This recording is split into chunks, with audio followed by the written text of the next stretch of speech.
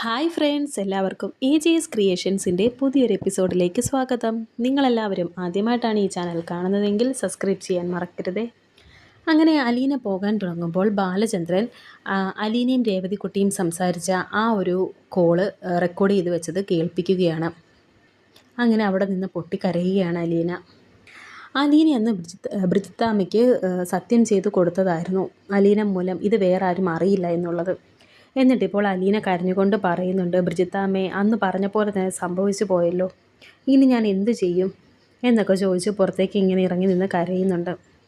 കുറേ സമയം കരഞ്ഞതിന് ശേഷമാണ് അലീനയ്ക്ക് ബോധം വരുന്നത് എവിടെയാണ് നിൽക്കുന്നതെന്നുള്ളത്. എന്നിട്ട് കുറച്ച് നേരം ഇങ്ങനെ നിന്നിട്ട് ഇപ്പോൾ ബാലചന്ദ്രൻ്റെ റൂമിലേക്ക് ചെല്ലുന്നുണ്ട്.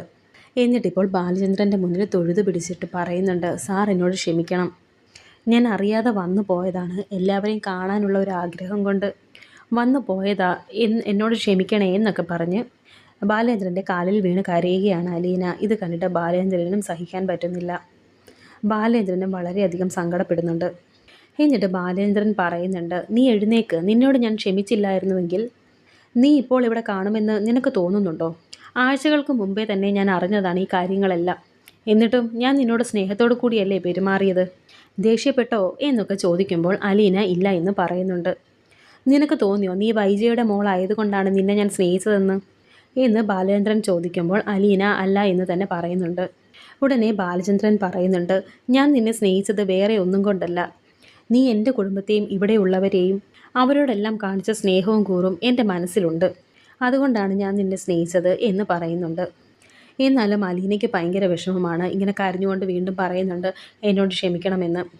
ഇത് കേട്ട് ബാലചന്ദ്രൻ പറയുന്നുണ്ട്, ഞാൻ നിന്നോട് ക്ഷമിച്ചു, പക്ഷേ നിൻ്റെ അമ്മയോട് ക്ഷമിക്കില്ല. കാരണം ഞാനൊരു പുരുഷനാണ്, 22 വർഷമായിട്ട് എന്നെ വഞ്ചിക്കുകയാണ്, അതെനിക്ക് സഹിക്കാൻ പറ്റില്ല. 22 വർഷമായിട്ട് ഞാൻ ഇവിടെ ഉള്ളവർക്ക് വേണ്ടി എൻ്റെ ജീവിതം ഇൻവെസ്റ്റ് ചെയ്തേക്കുമായിരുന്നു. അതിനും 15 വർഷം മുമ്പ് മനസ്സിൽ കൊണ്ടു നടന്ന സ്നേഹമുണ്ട്, അതെല്ലാമാണ് തകർന്നത്. അതൊരിക്കലും എനിക്ക് ക്ഷമിക്കാൻ സാധിക്കില്ല എന്നൊക്കെ ബാലചന്ദ്രൻ പറയുമ്പോഴും അലീന ഇങ്ങനെ തൊഴുതു പിടിച്ച് കരയുന്നുണ്ട്. ചിലപ്പോൾ കുറച്ച് കാലങ്ങൾ കഴിയുമ്പോൾ എൻ്റെ ഹൃദയത്തിലെ ആ തീ കെട്ടടങ്ങുമായിരിക്കും. വൈജയോട് ഞാൻ ക്ഷമിക്കുമായിരിക്കും. പക്ഷേ അന്നും നീ ഇവിടെ കാണണം. നീ ഉണ്ടെങ്കിൽ മാത്രമേ എനിക്കത് സാധിക്കുകയുള്ളൂ. നിന്നോട് ഞാൻ പറഞ്ഞായിരുന്നു, നീ എൻ്റെ ഊന്നുവടിയാണെന്ന്. നീ ഇല്ലാതെ എനിക്കിനി ഒന്നിനും പറ്റില്ല എന്ന് പറഞ്ഞായിരുന്നു. അതുകൊണ്ട് നീ ഇവിടെ ഉണ്ടെങ്കിൽ മാത്രം ഈ കുടുംബം ഇതുപോലെ നിലനിൽക്കും.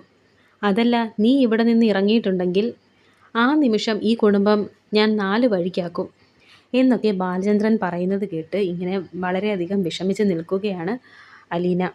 ബാലേന്ദ്രൻ എന്നിട്ട് പറയുന്നുണ്ട്, വേണ്ട, ഇനി കരയുവൊന്നും വേണ്ട, നീ താഴേക്ക് ചെല്ല് താക്കോലുമായിട്ട്. അതിനുവേണ്ടി കാത്തു നിൽക്കുന്നവർ താഴെയുണ്ടല്ലോ, കൊണ്ട് കൊടുക്ക് എന്ന് പറയുന്നു. നീ ഇവിടെ നിന്ന് പോയിട്ടുണ്ടെങ്കിൽ എന്താ സംഭവിക്കുന്നത് ഞാൻ പറഞ്ഞല്ലോ, ഇനി എന്താ വേണ്ടതെന്ന് നിനക്ക് തീരുമാനിക്കാം എന്നൊക്കെ ബാലചന്ദ്രൻ പറയുന്നു. ഇതൊക്കെ കേട്ട് വളരെ സങ്കടത്തോടെ ഇങ്ങനെ റൂമിൽ നിന്ന് പുറത്തേക്ക് ഇറങ്ങുകയാണ് അലീന. ഇനി എന്ത് ചെയ്യണമെന്ന് പോലും അറിയാതെ ഇങ്ങനെ കുറച്ച് നേരം ആ റൂമിൻ്റെ വാതിൽക്കൽ നിന്നിട്ട് ഇങ്ങനെ തിരിഞ്ഞു നോക്കി നിൽക്കുന്നുണ്ട്. അങ്ങനെ വളരെയധികം സങ്കടമുള്ളിൽ ഒതുക്കി ഇങ്ങനെ അലീന താഴേക്ക് ഇറങ്ങി വരുന്നുണ്ട്. ഈ സമയം വൈജയന്തി ആരെയോ ഫോൺ ചെയ്തുകൊണ്ടിരിക്കുകയായിരുന്നു. താഴെ വന്ന് നിന്നിട്ടും വൈജയന്തിയുടെ അടുത്ത് വന്നിട്ടും ഈ അലീന നിന്ന് കരയുന്നുണ്ട്. ഉടനെ വൈജയന്തി ഇപ്പോൾ അലീനയോട് ചോദിക്കുന്നുണ്ട്, നീ എന്തിനാ കരയുന്നേ?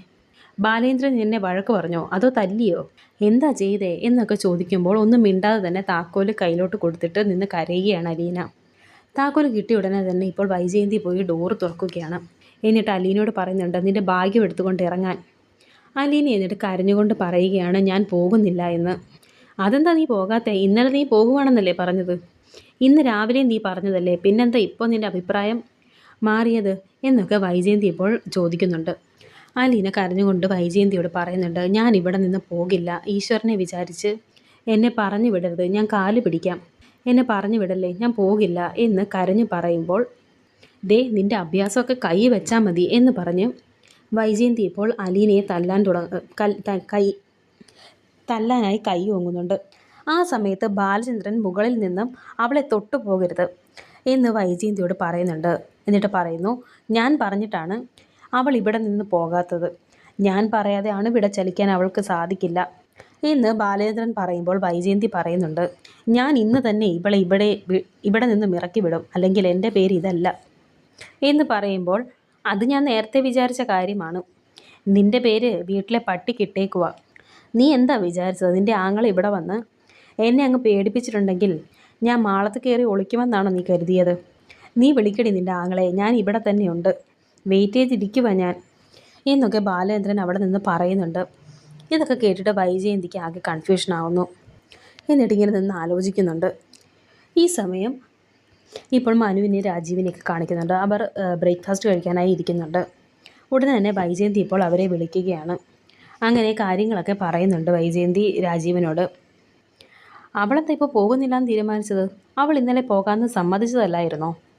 ഇന്ന് രാവിലെ പോകാമെന്നല്ലേ പറഞ്ഞത് എന്നൊക്കെ രാജീവൻ വൈജയന്തിയോട് ചോദിക്കുന്നുണ്ട്. അപ്പോൾ വൈജയന്തി പറയുന്നുണ്ട്, അങ്ങനെയൊക്കെ തന്നെ ആയിരുന്നു, പക്ഷേ താക്കോല് മേടിക്കാൻ അവൾ അങ്ങോട്ട് ചെന്ന് കഴിഞ്ഞപ്പോൾ ബാലേന്ദ്രൻ കണക്കിന് കൊടുത്തു.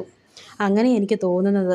അടിച്ചോ എന്നൊന്നും എനിക്കറിയില്ല, പക്ഷേ അതിനുശേഷം അവൾ പോകുന്നില്ലെന്നാണ് പറയുന്നത് എന്നൊക്കെ വൈജയന്തി പറയുമ്പോൾ രാജീവൻ പറയുന്നുണ്ട്, നീ ഫോൺ വെച്ചോ, ഞാൻ അങ്ങോട്ട് വരുക എന്ന് പറഞ്ഞ് ഫോൺ വെക്കുകയാണ്. എന്നിട്ടിപ്പോൾ രാജീവൻ മനുവിനോട് പറയുന്നുണ്ട്, നീ പറഞ്ഞത് ശരിയാ, ഇതൊരു നടക്കൊന്നും പോവില്ല, അവളിപ്പോൾ വീട്ടിൽ നിന്ന് ഇറങ്ങുന്നില്ലെന്നാണ് പറയുന്നത്, ഞാൻ അങ്ങോട്ട് ചെല്ലട്ടെ എന്നൊക്കെ രാജീവൻ പറയുന്നുണ്ട്.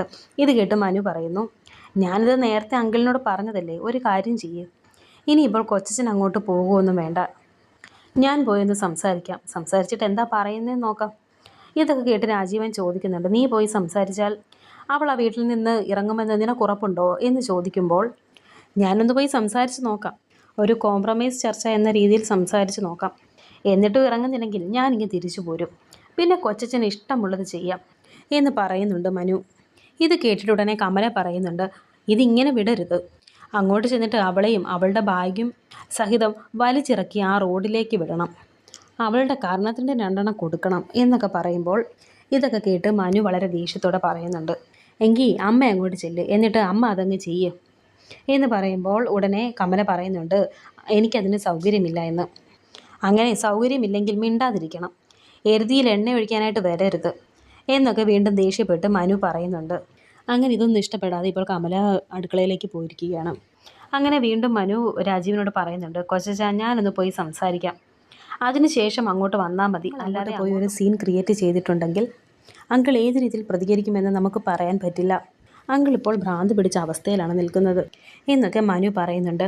അത് കേട്ടിപ്പോൾ രാജീവിന് ചെറിയൊരു പേടി തോന്നുന്നുണ്ട്. എന്നിട്ട് പറയുന്നുണ്ട്, ആയിക്കോട്ടെ നീ ചെല്ല്, അതിനുശേഷം നമുക്ക് തീരുമാനമെടുക്കാം എന്നൊക്കെ രാജീവൻ പറയുന്നു. അങ്ങനെ മനു ഇപ്പോൾ നെടുമ്പുരക്കിലേക്ക് വന്നിരിക്കുകയാണ്. മനു കയറി ചെല്ലുമ്പോൾ തന്നെ വീടിൻ്റെ വാതിക്കൽ വൈജയന്തി ഇങ്ങനെ ദേഷ്യപ്പെട്ട് തന്നെ നിൽക്കുന്നുണ്ട്. മനുവിനെ കണ്ട് ഒന്നുകൂടെ ദേഷ്യപ്പെടുകയാണ് വൈജയന്തി. ഞാൻ രാജീവനെയല്ലേ വിളിച്ചത്, നീ എന്തിനാ വന്നത് എന്നൊക്കെ വൈജയന്തി ചോദിക്കുമ്പോൾ മനു പറയുന്നുണ്ട്, ഞാൻ അങ്കിളിൻ്റെ സമ്മതത്തോടു കൂടിയാണ് വന്നത്, ഒരു കോംപ്രമൈസ് ചർച്ചയ്ക്ക് വേണ്ടിയിട്ടാണ് എന്ന് പറയുമ്പോൾ, ഇനി ഒരു ചർച്ചയും നടക്കില്ല മനു, അവളെ ഇവിടെ നിന്ന് ഇറക്കി വിട്ടേ പറ്റൂ എന്ന് പറഞ്ഞ് ദേഷ്യപ്പെട്ടിപ്പോൾ അകത്തേക്ക് കയറി പോവുകയാണ് വൈജയന്തി. അങ്ങനെ എന്ത് ചെയ്യണമെന്നറിയാതെ ഇങ്ങനെ മനു അവിടെ നിൽക്കുന്നുണ്ട്. വരാനിരിക്കുന്ന പുതിയ എപ്പിസോഡുകളുമായി വീണ്ടും കാണാം. Thank you for watching.